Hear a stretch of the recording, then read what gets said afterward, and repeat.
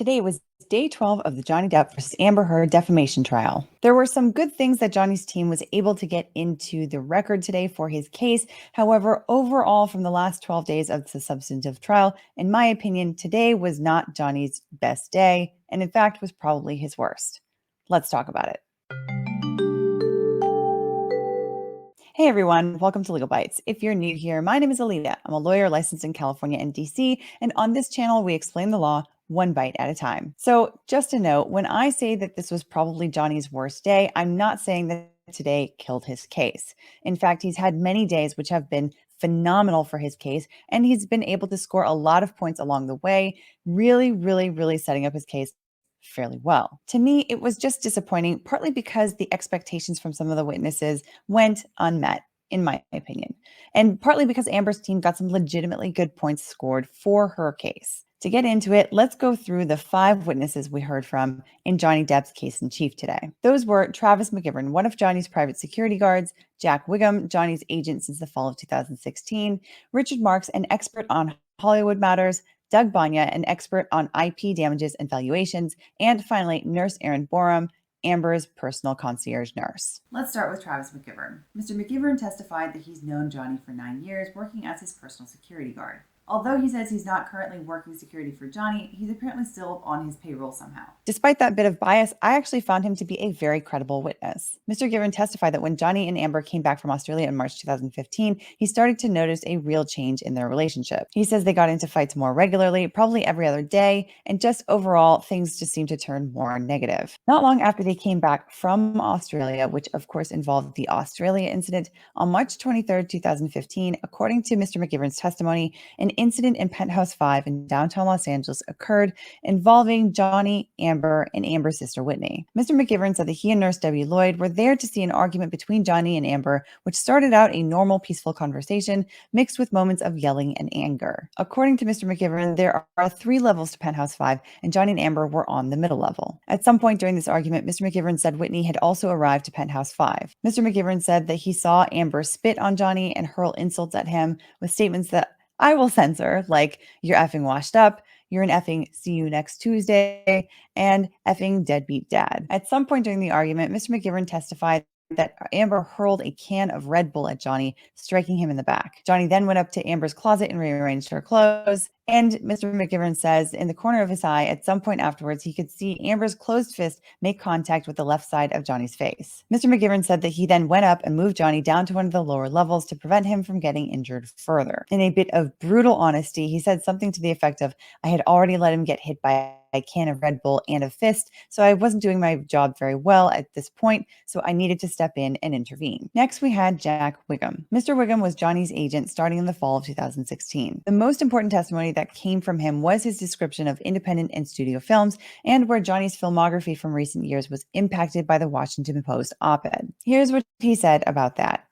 First, a studio film is one that has a bigger budget and a big company, which pays the actor bigger fees. Second, an independent film, also known as an indie film, has a smaller budget, smaller fees, and no big distribution from a big Hollywood production company. So then he went through Johnny's filmography for this period of time, showing a distinct trend downwards in how much work Johnny was getting and how much he was getting paid for the work starting in 2018. Particularly, Mr. Whigham said that Johnny had a pretty high volume of work in the fall of 2017. This, of course, tracks after the DVRO was filed in 2016, and he got a lot of bad press in 2016 due to Amber's allegations of domestic violence. And according to Mr. Whigham, after having such a busy 2017, Johnny took some time off in 2018 to spend time with family. Then, according to Mr. Whigham, in late 2018, when he was looking to get back into some projects, things blew up, and Mr. Whigham had to really fight to keep him on the movies he was doing. Mr. Whigham was also asked about the Washington Post op-ed. He said he saw the article contemporaneously when it came out and that he understood it to be about Johnny. And one film in particular came out after the Washington Post, which was Minamata. According to Mr. Whigham, shooting for it was supposed to start in January 2019, and it was very difficult to keep it together. In order to get the film made, he said that both the budget and Johnny's fee had to come down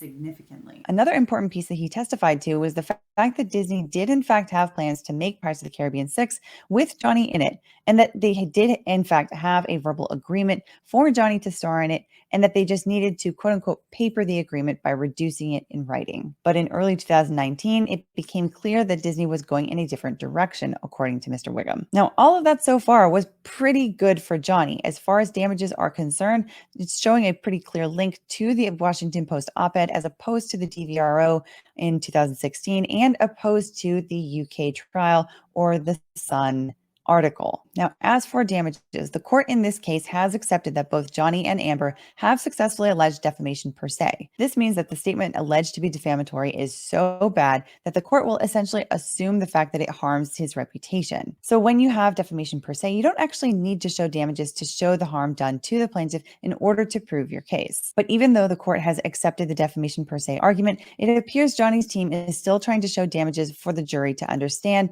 that Johnny was in fact financially harmed by it. So that's why this kind of testimony can still be really helpful even where we are talking about a defamation per se case. However, Amber's lawyers did manage to get some significant victories today, and this was the first witness where we really saw them with an effective cross-examination that did some damage. Because Mr. Whigham testified to knowing what kinds of articles were being put out about Johnny, Elaine Bredehoft, who was Amber's attorney doing the cross-examination, was able to ask about other articles, most particularly the article published by Dan Wooten in The Sun. Once Mr. Whigham testified to having seen and read that article, then Ms. Bredehoft asked about the litigation that Johnny filed against the publisher for The Sun for that article. And rather than saying that he didn't know the details of the Sun trial because he wasn't there, this was a witness who seemed to want to appear helpful, and so he offered probably more information than he reasonably should have. This allowed her to ask more and more questions into the litigation itself, all the way up until whether or not Johnny won that case. It seems that that is the one limitation that Johnny's team so far has been able to draw, but even asking as much as she was able to ask today, I think was not really great for Johnny's case. Probably more damaging than anything else. Now, on redirect, they were able to get some rehabilitation of this witness, but ultimately it would have been best if the UK trial didn't come in at all. And that's because this case is really very prejudicial to Johnny's case here, and the UK trial really isn't probative in any way. It's a completely different set of laws, different jurisdiction, and even a different matter, different parties. But we will see what the jury ends up doing with the information that they have been provided about this.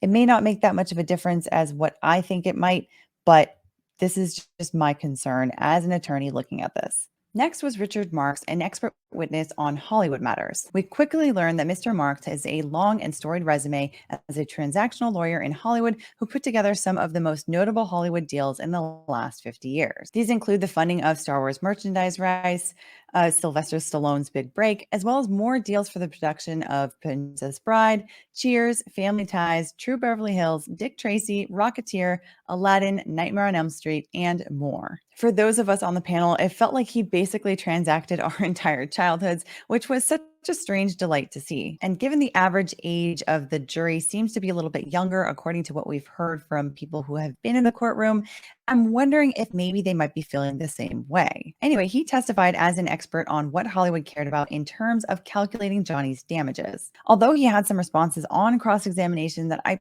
personally thought were not straightforward enough for an expert witness to answer, he did provide very important context for what Hollywood cares about and how norms have changed in Hollywood over time. Particularly, Mr. Marks said that when it comes to a film with a leading actor, negativity of the star is going to bring down the distribution of the project, which is bad for studios. So when you have a leading actor that has a lot of negativity that's following him or her, it can affect their overall value in Hollywood. And according to Mr. Marks, the pinnacle of negativity in Hollywood in recent years has been being accused of DV or SV in the wake of the Me Too movement, which results in immediate termination or cancellation. Mr. Marks went through Kevin Spacey's recent work as an example. When Me Too allegations came out about him, he was either digitally face replaced by another actor, or his character was entirely replaced by another character, or the project he was in was simply shelved until eternity comes. Mr. Marks has also made an important distinction between different types of publications. For example, he said that Hollywood really doesn't care about publications that would be considered rags like The Sun. He talked about how The Sun became a well-known publication only because they would, on page 3, post images of topless ladies, basically indicating that Hollywood does not consider that to be a reputable publication at all. So when The Sun did publish an article calling Johnny a wife beater, it wasn't all that horrible for Johnny in Hollywood because of the lack of respect that The Sun garners, according to Mr. Marks. The Washington Post, on the other hand, is one of a handful of publications that Hollywood does care about because it's well respected and it's actually geared towards Hollywood as an audience. This group of publications includes the Washington Post, Hollywood Reporter, Variety, the New York Times, and the Wall Street Journal. Now, this is so important because it shows that distinction as to where Johnny's reputational harm happened and where it really matters. Specifically, it didn't matter if the general public didn't show much of a difference one way or another, and it didn't matter if the general public didn't read the Washington Post op-ed. What mattered for Johnny was what Hollywood thought of him, since Hollywood was the group of people that decided if he'd be able to work again or not. Turning to the op-ed itself, Mr. Marks said that he understood that Amber was calling out Hollywood to do something about the quote-unquote wrath of society that she was talking about in the article. According to him, it was directed right at the Hollywood audience, and according to him, he says that Hollywood got that message loud and clear. Remember, this was the height of the Me Too movement, which Mr. Marks said was the pinnacle of negativity in recent years in Hollywood that can get someone canceled and excised from the community pretty much immediately. He also said that this was the height of her fame and she used it to call out Hollywood at a time when Aquaman was just coming out and the press was very interested in her because of Aquaman. Mr. Marks then was asked about Johnny's other reputations, which he characterized as drugs and diva reputational issues. He said that while Hollywood had changed almost overnight in the wake of the Me Too movement and its tolerance for DV or SV claims, when it came to drugs and alcohol and things like tardiness, Hollywood was willing to work with some amount of eccentricity, and that Johnny was no exception to that trend, especially where he's been a star for such a strong franchise as the Pirates of the Caribbean. On cross-examination, I think he fared better than Mr. Whigham, but Amber's team continued to get information in on the UK trial. And while I will say that Mr. Marks did a great job of delineating the difference between things and publications that Hollywood does care about, at the same time, many of his responses started to get a little loose in responding to questions on cross-examination, and by the end, his status as an expert witness seemed a little fluid, a little bit loosey-goosey. Now, whether or not the jury will be impacted by some of what I perceive to be maybe dodginess will be something that we'll just have to wait and see. Okay, so next we met Doug Bania, Johnny's intellectual property and valuation expert. And to be honest, this was probably the weakest witness for Johnny today and probably in his entire case in chief so far. Hopefully for the entire time. I will just say that after Mr. Marks, this expert came up and quickly presented an expectation that he'd be showing data to suggest the public impact of the Washington Post article on Johnny's reputation. And unfortunately, his charts and explanations, which he introduced, were not particularly helpful to show causation linked directly to the Washington Post article. In fact, when he was asked on cross-examination about whether he was there to provide an opinion on the fallout for Johnny's reputation, he actually said no. To me, this was very strange. How could Johnny's attorneys put on an expert witness who isn't even going to be testifying to the causation or damages piece in this case? With that, I really couldn't understand at that point what he was called for to begin with. And that's unfortunate because it sounded interesting that he was using Google Trend data and historical Google searches and Q scores to put together Johnny's social reputation at any given time. But even then, even considering the interest level in gathering that kind of data and using it for an analysis, there were some significant holes that were poked by cross-examination that really started to suggest that he was cherry picking some of his evidence that he was looking at and trying to make things look a little bit less honest, or at the very least, it made him look a lot less reliable as far as the data that he was looking at and the analysis that he was doing. Then again, looking at it again, I suppose the one thing that I could say that helps Johnny from this testimony is that there does appear to be an overall downtrend in the data after the publication of the op-ed. And ultimately, it seems like what Johnny's attorneys were trying to do here is to show that his reputation has been harmed. And if they are going to be showing in a regular defamation case, as opposed to defamation per se, they don't necessarily need to show that his reputation was harmed by a large amount, just that his reputation was harmed. But here, the nexus between Mr. Bania's testimony and how it's supposed to apply to this case, to me, was not clear at all. And so it seems that it runs the risk of confusing the jury at worst,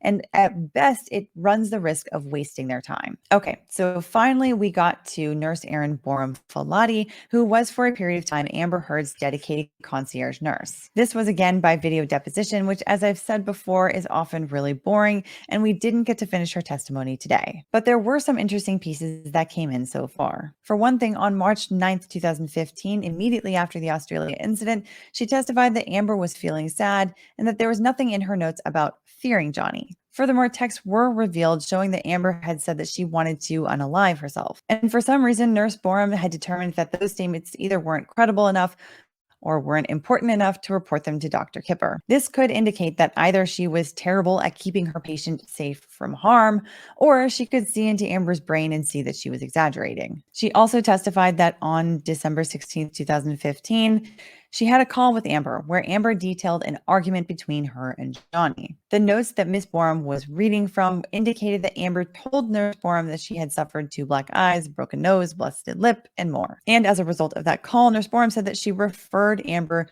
to another nurse to get evaluated the next day. All in all, it seems that we hadn't yet gotten into the portion of Nurse Borum's testimony that would move the needle one way or another, so I'm waiting until we finish her video deposition testimony to really get a good idea of what her testimony is all about. But did you see the testimony today? If so, let us know your thoughts in the comments down below. Otherwise, I hope you enjoyed this, or at least found it interesting or informative, and if you did, I'd love it if you'd hit the like button. It does help us with the YouTube algorithm gods. And if you haven't done so already, be sure to hit the subscribe button and the notification bell so you can find out when the next video is uploaded, and so you can join us for the next live stream of day 13 of this trial happening right here on this channel. See you in the next video.